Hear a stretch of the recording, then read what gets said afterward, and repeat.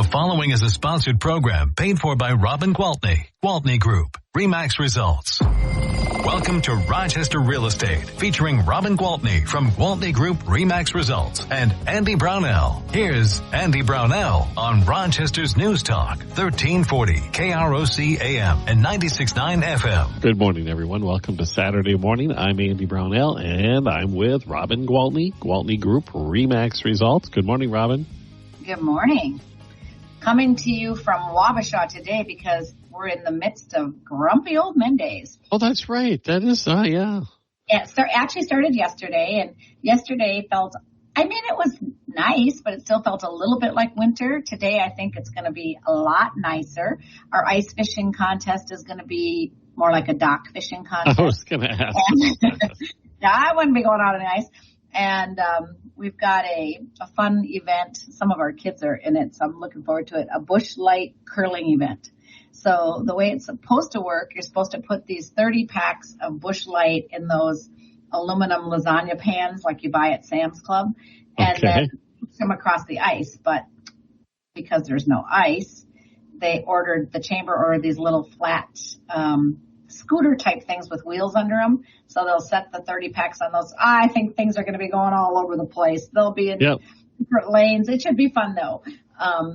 Our daughter and a couple of her friends are one team, and our son-in-law and a couple of his friends are another team. So it'll be fun to watch, and I'm going to help score. So doing a little bit of work, showing a house after the radio show, and then going down and having some fun. So that's hard to believe. That movie was made in the mid-1980s? Oh gosh, it's been a while. Yeah. So this thing has been going on forever. And they have festival. They have some free showings of the movie at the Eagle Center today. So, each year they just keep adding more and more fun stuff. So if you're listening after you become well educated on what's going on in the real estate market, then I would suggest, if you had nothing better to do, take a drive over to Wabasha today and enjoy Grumpy Old Men Days. Oh, it's going to be I'm just imagining a little bit sentimental for you, because your dad was a very much a Walter Matthau looking guy. Yeah. Remember last year at Grumpy Old Men Days, I put the plaid hat on him and posted the picture on Facebook. Yes. He was my favorite. I always tell everybody he was my most favorite grumpy old man. Grumpy on the outside, tender-hearted guy. But anyway, it'll be our first year without him and Mom, so it's sad. But it's life, right? Yes, you can't stop it from happening. No, unfortunately. And speaking of life, a lot of folks, part of their life goal is to own a house. And the good news is that dream of home ownership is still alive amongst the younger people. So I'm super excited to know that, and the statistics show that nearly half of the prospective millennial buyers said they'd be willing to buy a home as soon as the mortgage rates start to drop, right? So they say drop below 7%. So that's already happened, compared with just 19% of Gen Xers and 7% of boomers. So the millennials are the least worried about the actual interest rate, and they're the most in tune to taking on that challenge. And I think it's because they think more the way I think, where I say, you're not going to live there 30 years and pay that house off. Okay, you're not. So instead of being so ultra focused on what the purchase price is and what the interest rate is, let's be ultra focused on what your monthly payment is going to be, and does that fit your budget? Because that group is moving and shaking. So they're going to live here for a while, and then they're going to move, and they might move to one coast or the other. They might move a couple blocks or a couple miles, but they're not staying put very long. On average, 5 to 7 years. And they're the generation that right now has the little kids. Yep. So they're busy and expanding and doing all that kind of family stuff, and having that home is so important to that. And they're just willing to think outside the box. I was at a listing appointment earlier this week, and a young family, small children, and the husband actually took a job outside of the country. And so the wife said, when school is out, we're going to move. And I said, are you going to move there? And she said, oh, no, we're going to move back to the state, back to California where I originally came from, where I'll have the support of my family, because my husband, even if we moved there, he travels a lot with his job. So he took just like a 2 or 3 year assignment, and they're just willing to make it happen. And with FaceTime and, cell phones and all of that, it's just a lot easier. I can remember when I went to college, I couldn't even call home because it's long distance. I was 45 minutes away, but it was long distance and it was crazy expensive. So, all of that has definitely helped people be able to really get creative with the way they live their lives. But you think about that. The millennial generation never knew what long distance calls were about, or very few of them. Heck no. They're like, what do you mean? What do you mean you couldn't call home? What does that even mean? I can call to Pakistan for free. Exactly. And they can see each other's faces and, all of that. So it's great. Like the Jetsons. Yeah. Do you remember watching it when they could bring your face up on? And I'm thinking, that is so cool. Maybe someday we'll actually be able to do that. Well, here we are. It did happen. Well, with the millennials, and seen as they are, right now, the home buying generation. Right.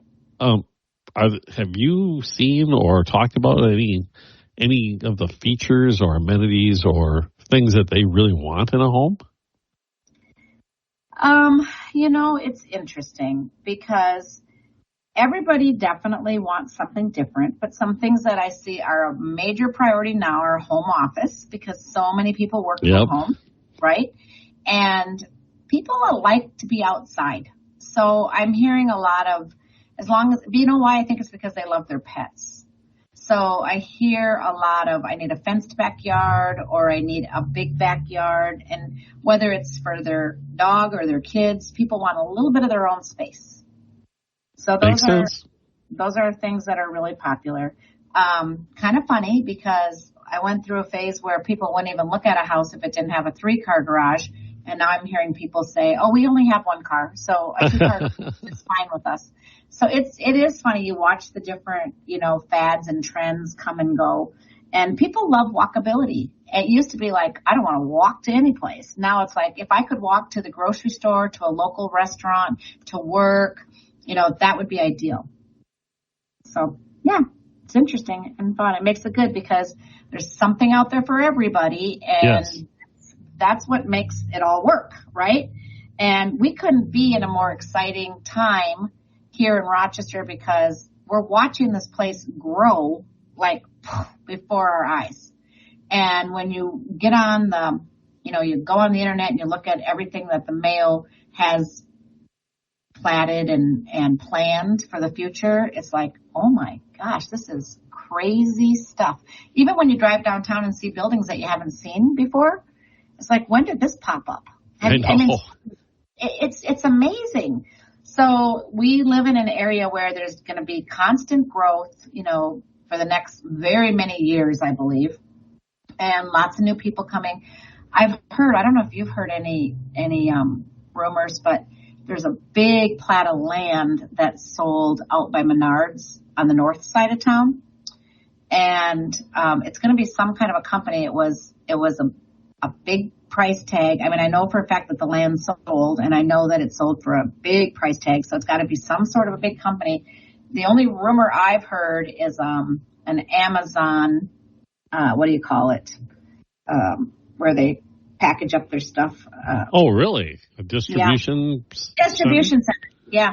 I've heard possibly an Amazon distribution center. Now, I don't know if there's any truth to that, and I'm not trying to spread rumors, but something is definitely coming to that space. So we'll have to keep our ears open, figure out what that's going to be, and so we can tell everybody when we know the facts. Yeah, wow, you got me rubbed up here. That is very interesting. Yeah, something's coming. Well, it makes sense, but yeah. Well, and with businesses comes more people, and it's like one of those deals, like which comes first, right? And so that growth just continues. Out where our RE/MAX office is, it's very similar, very close to where our Coldwell Banker office was when I worked at Coldwell Banker. Right. It's on the side of the Circle Drive from Costco. Yes. Circle Drive, I call it other things. I call it Realtor Road and Bankers Boulevard. Yes. Go down the street, there's nothing but banks and real estate companies. But anyway, this place, when our Coldwell Banker office was out here, it was like the middle of a cornfield. And it wasn't that long ago, maybe less than 20 years probably. Oh, yeah. And how long do you think we've had Costco? 15? Oh, goodness. Gosh, that's way yonder on the north side of town for me. So yeah, well, when Costco came, then it blew up. So this segment of town out there is really a happening place. Everything. I mean, Rochester is growing leaps and bounds. I call it Little Apple Valley. Yeah, good. That's a good description for sure. It reminds me of describing when I go up there. It reminds me that it's almost as if I am in that suburb or one of those suburbs. Robin, we have to take a break already. Okay. All right. We'll do that and return in just a moment with Robin Gwaltney, Gwaltney Group-RE results on News Talk 1340, KROC AM and 96.9 FM. We'll be right back with Robin Gwaltney and Andy Brownell on Rochester Real Estate. This is News Talk 1340, KROC AM and 96 Story. To Rochester Real Estate with Robin Gwaltney from Gwaltney Group-RE results and Andy Brownell on Rochester's News Talk 1340, KROC AM and 96.9 FM. Welcome back, everybody. Robin Gwaltney with Gwaltney Group-RE results with us, of course, Saturday morning. And Robin, we were talking about all the growth here in the city of Rochester before we took the break. And I know on Monday, the Rochester City Council will be talking about the affordable housing issue and what government can do to influence it. And I can't remember the exact number of how far behind we are as a city to have enough housing for the people who will be coming into the community over the next 10 years. But it's crazy how much has to be built.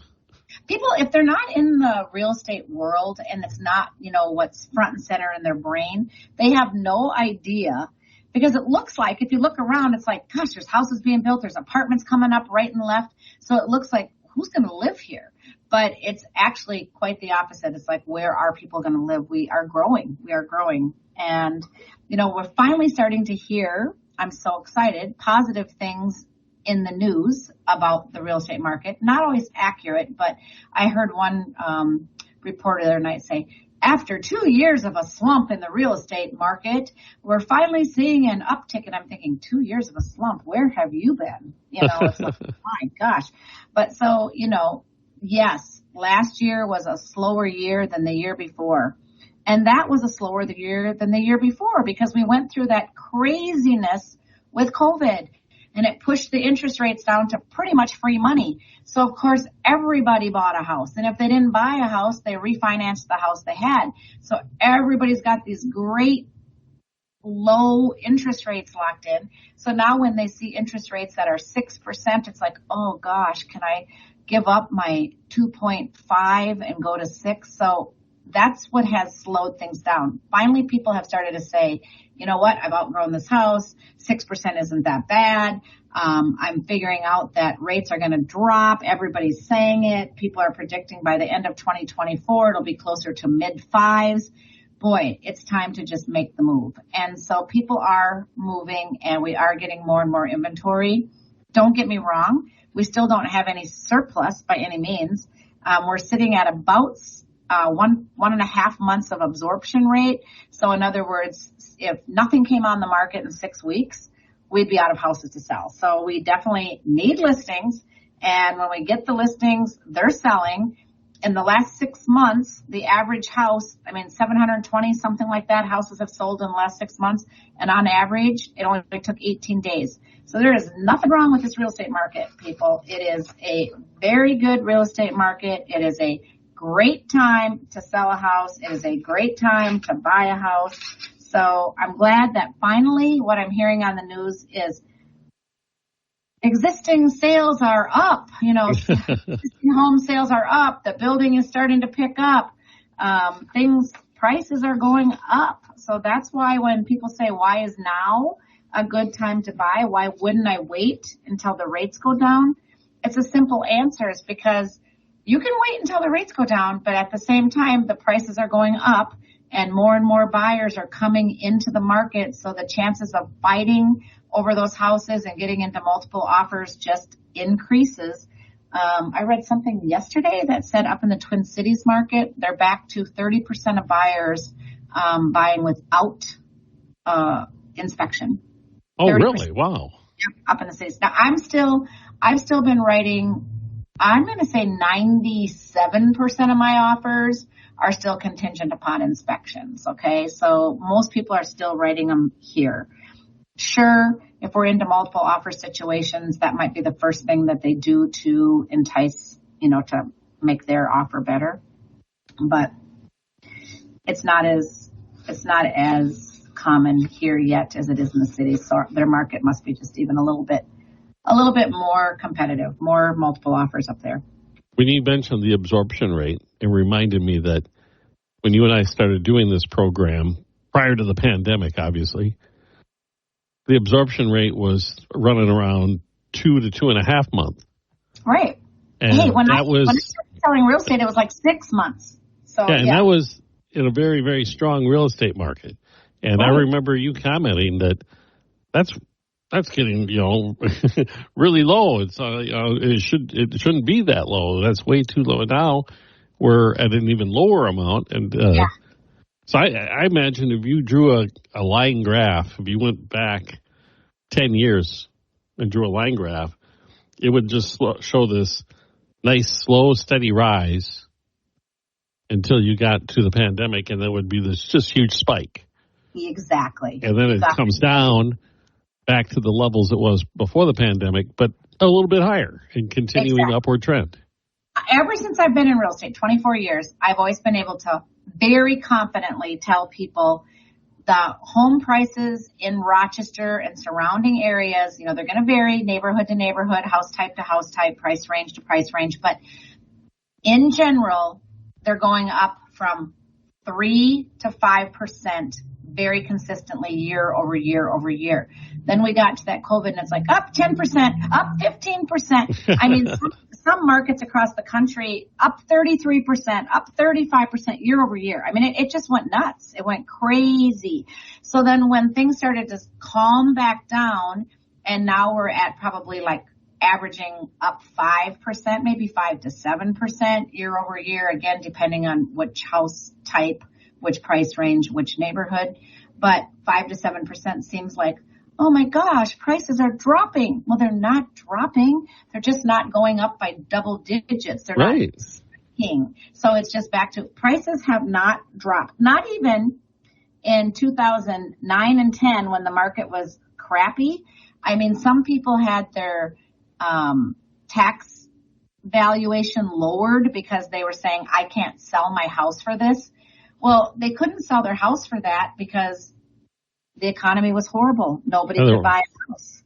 So it didn't mean that the value went down. It just meant that it wasn't the time to buy houses, right? So when things picked up again, they didn't start 20 or 30 or 50,000 behind.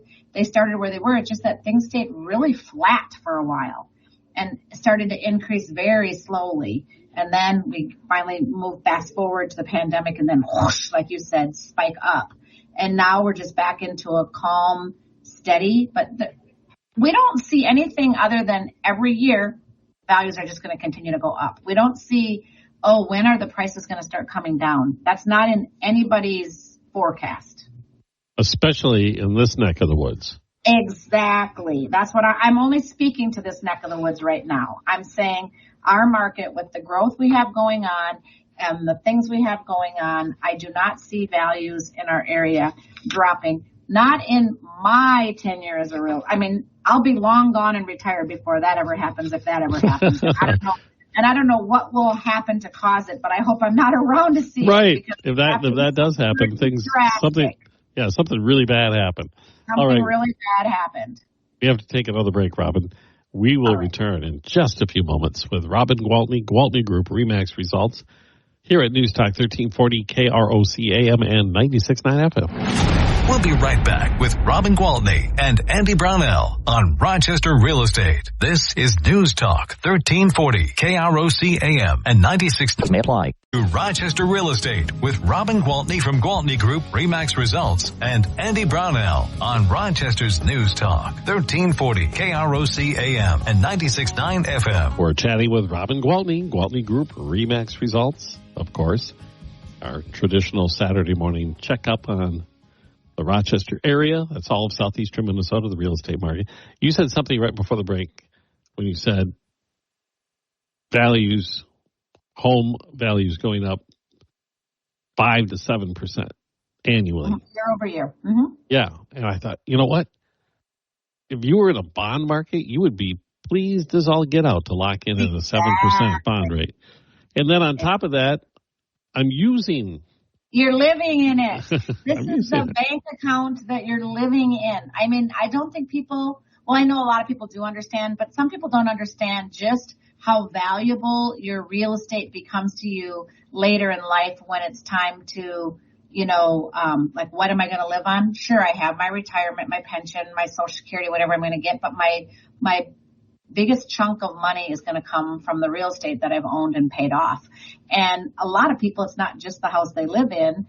They've picked up a rental along the way or a vacation home in another state or whatever, house for their kids or house for their parents. So sometimes people own multiple real estate because they realize that it's a great investment. It's an absolutely great investment. And you mentioned those investment properties. If you can hold on to those properties after retirement, they're already paid for. You're pulling everything off as income. Exactly. You're so smart. It's time for you to buy another investment. I know. I thought of that. Yes. I'll keep my eyes open. All right. So I want to tell you, a few months back, I talked about Brian Buffini making a forecast about how much home sales were going to jump and how interest rates were going to drop. And he was like quite a bit bolder than most predictions. And so when I found this article, it made me smile because it says expert home price forecasts for 2024 have been revised up. So a lot of these people who made forecasts about how much prices were going to go up have now, because of the data, because of the market signals, and because of the confidence that they're gaining, they've reforecasted. So originally, Goldman Sachs thought that home prices were going to go up by 1.9%. Now, this is across the country. Right. Okay. And they've changed their forecast to 5%. And Mortgage Bankers Association originally said 1.1%. They've changed their forecast to 5.1%. Zillow had originally said 0.2%. They've changed their forecast to 3.9%. Fannie Mae had originally said 2.8%. They've changed their forecast to 3.8%. I think you get what I'm saying here. I do. National Association of Realtors originally said 0.7%. They're still conservative, but they're saying 2.9%. So everybody is seeing it. The writing is on the wall. The prices are going up. Just like the mortgage rates are going down. So it's good news for the market across the country, but because of those other factors that we discussed earlier, it's really good news for our local market. I mean, this is going to be a very solid real estate market for many years to come. So we have nothing to complain about, and homeowners have a lot of wealth to gain for sure. Yeah, you look back at the folks who made their money in the 60s when the farm, the city was farmland, like Apache Mall. Yeah, right. And those opportunities exist today again because of the growth we're going to be seeing. Exactly. Only these farmers are selling for a lot more money than those farmers were back then. Speaking of, I did find an interesting article. If I have a couple minutes, I want to touch on it. Okay. So not only is home ownership surging, but it's actually surging in minority groups, which is so important because there has been such huge disparities for so many years. And I think, I know that the Asian home ownership is up by something like 63%. and Wow. reaching an all-time high of 63%. And Hispanic homeownership is reaching an all-time high of 51%.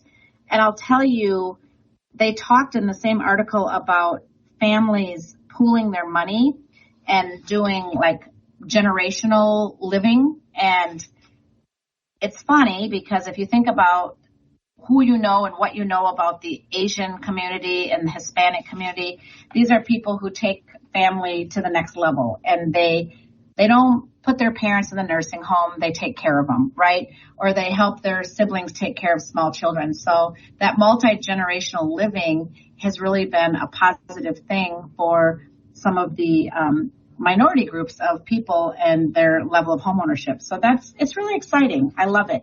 Unfortunately, there's still a huge disparity with Black homeownership, and making small, making a small improvement, but not much at all. Yeah, it would be really wonderful to see that turnaround. That's for sure. All right. So do I have 1 second to say something? Of course. RE/MAX not lost as in died, but our CEO, Nick Bailey, is leaving RE/MAX. And it's such a sad day because he is an amazing guy. And I don't know what's behind it because, we never get the full story. But I read something in Inman saying that, numbers were down for the 6th consecutive quarter. And I thought, you cannot tell me that a company would blame the CEO in real estate when we all know that it's been inventory and interest rates.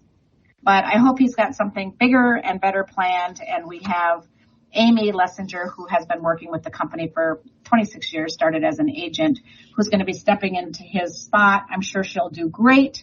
But boy, oh boy, I'm going to miss Nick. He was a fabulous leader at the top. All right, Robin. All the things we have talked about for the past half hour hopefully have raised interest in either buying or selling homes. So how does somebody get a hold of you if they want to take advantage of this growing market? Yes, please call me. I'd love to help you. My cell phone number is 507-259-4926. And if I'm available, I will answer. If I'm not, leave me a message and I will call you back because I would love to talk to you and love to help you with all your real estate needs. Because you'll be busy judging events at Grumpy Old Men Days. But I'll have my phone. You know that. Okay. Have fun this weekend. We'll talk to you next Saturday. Thank you. Bye-bye. That's Robin Gwaltney, Gwaltney Group-RE results here at News Talk 1340 KROC AM at 96.